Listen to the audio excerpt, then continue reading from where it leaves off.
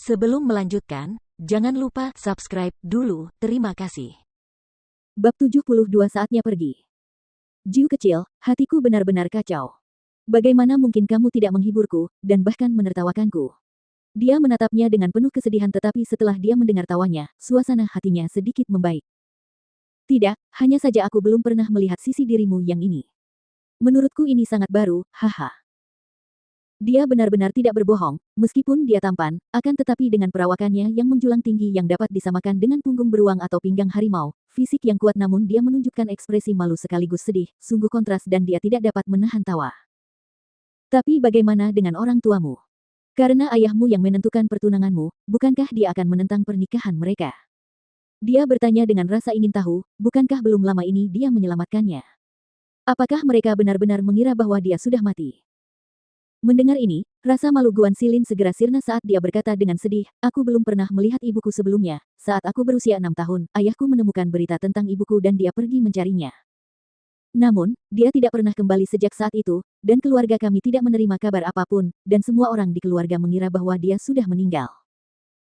Dia berjalan ke meja batu dan meletakkan barang-barangnya di tangannya, matanya berbinar penuh semangat dan dia berkata dengan nada yang tak tergoyahkan, tapi aku tidak percaya mereka.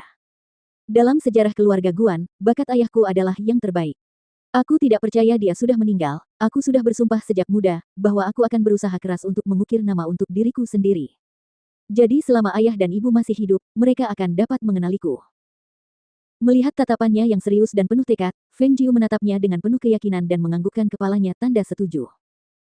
Itu menjelaskan banyak hal, tidak heran meskipun tingkat kultivasinya tidak terlalu tinggi tetapi setiap gerakannya dipenuhi dengan kekuatan yang meledak-ledak yang menunjukkan bahwa otot-ototnya berkembang dengan sangat baik dan untuk bisa sampai sejauh ini, itu berarti ada banyak kerja keras yang terlibat. Kakak, aku yakin kamu bisa. Dia menepuk bahunya untuk memberi semangat. Berlatihlah dengan baik. Bakatmu tidak rendah, masa depanmu pasti lebih baik dari ayahmu.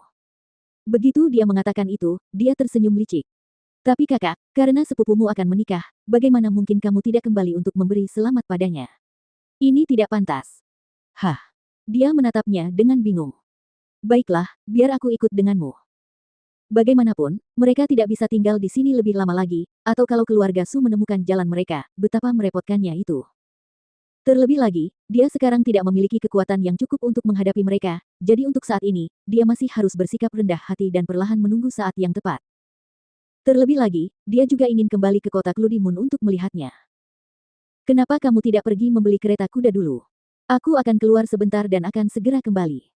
Setelah itu, dia kembali ke kamar dan berganti pakaian menjadi pakaian pria, lalu mengenakan topeng dan keluar. Guan Xilin terkejut ketika dia keluar dari kamarnya dan melihat pakaiannya. Namun, dia tidak bertanya apa-apa dan hanya makan beberapa potong lalu pergi membeli kereta kuda yang bagus untuk perjalanan pulang. Feng Jiu datang ke pasar gelap dan di sana ada seorang gadis berpakaian hitam yang berdiri di dekat pintu dan membungkuk dalam-dalam saat didekati. Dia hanya meliriknya sekilas dan melihat wajahnya yang kecoklatan, tatapannya tertunduk ke tanah dan dia tidak lagi memperhatikan gadis itu saat dia melangkah masuk. Akan tetapi, saat Feng Jiu berjalan melewati gadis berpakaian hitam itu, gadis itu mengangkat pandangannya dan sepasang mata itu memancarkan kilatan yang menyilaukan seperti bintang-bintang dan pandangannya tertuju pada sosok merah yang berjalan masuk. Apakah kamu akan pergi? Di dalam ruangan, si pengawas bertanya dengan nada cemas. Tapi kita belum selesai mengumpulkan semua ramuan ajaib. Bukankah kota bulan berawan juga punya pasar gelap? Kalau sudah selesai mengumpulkannya, kamu tinggal kirim saja ke sana.